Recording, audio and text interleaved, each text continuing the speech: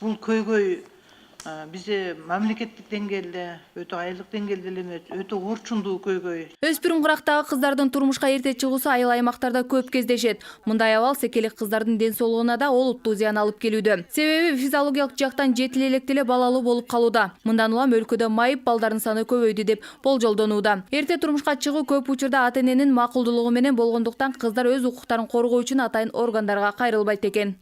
Бул жерде өткөндө көрдүңүздөр, соц четке чыккан маалыматта ата-энелер себепкер болуп атат. Себеби дегенде чындыгында бул жерде ата-эненин жоопкерчилигин да көтөрүшүбүз керек. Үй бүлөлүк кодексти өзгөртүшүбүз керек. Себеби айыл жергесинде айрыкча ата-энелер кээде ата-энеси жок кыздар болот да, мисалы үчүн ар кандай жагдайлар болот. Апасы турмушка чыгып кеткен, жатасы үйлөнүп алган же болбосо экөө тең кайтыш болгондор, анын тууган уруктарында жүргөндө ошо жеңелердин колунда калып калат, же болбосо чоң дейсиң. Ошолор ошо зордук зомбуктап жашы жетип калды, кыз баланы сактагандан көрө берип коелу деп кээде чөйрөдө ата-энелер да таасир этет. Укук коргоочулардын анализине ылайык, кабыргасы ката электе турмуш куруп төрөгөн кыздардын көбөйүшүнө ички-тышкы миграция таасирин берүүдө. Социалдык, экономикалык жагдай менен диний көз караштар да эрте турмуш курууга түртүүдө.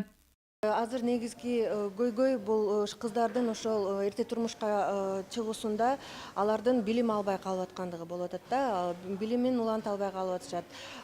Кийин кесиптин ээси болбой, ошо үйдө көпчүлүк учурда үйүндө калып атышат дагы. Бул ошо бара-бара бул Кыргызстандын деги эле ошо мамлекеттин генофондуна дагы терс таасирин тийгизиши мүмкүн.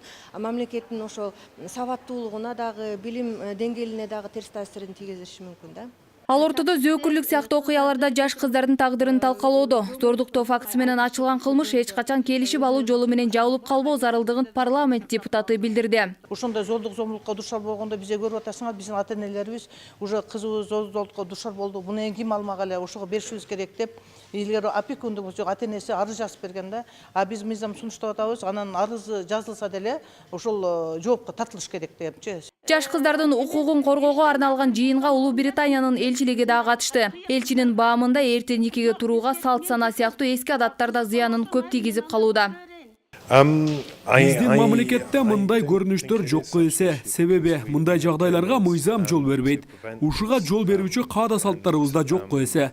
Мындан улам ала качууларды, эрте турмушка берүүнү адамдын укугун тебелөө деп баалаймын.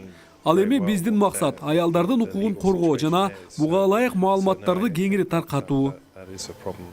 Эске салса, 18 жашка чейинки өспүрүм кыздардын эрте турмушка чыгуусун изилдөөнү аялдарды коргоо коомдук уюму ишке ашырууда. Аталган долбоор 2017-жылдын сентябрь айынан тарта Улуу Британиянын жана бейөкмөт уюмдардын колдоосунда ишке ашырылып келет. Мындан тышкары Кыргызстандын кылмыш кодексине ылайык жашы жете элек кыздардын турмушка берүүдө 5 жылга чейин эркинен ажыратылат. Бирок бул мыйзам да толук иштебей эрте никеге туруу көйгөйүн көзөмөлдөй алган жок. Махабат Өмүрбекова, Жуманазар Абдрахман уулу, 7 канал, Бишкек өкүлчүлүгү. Өткөргөн иш-чараларга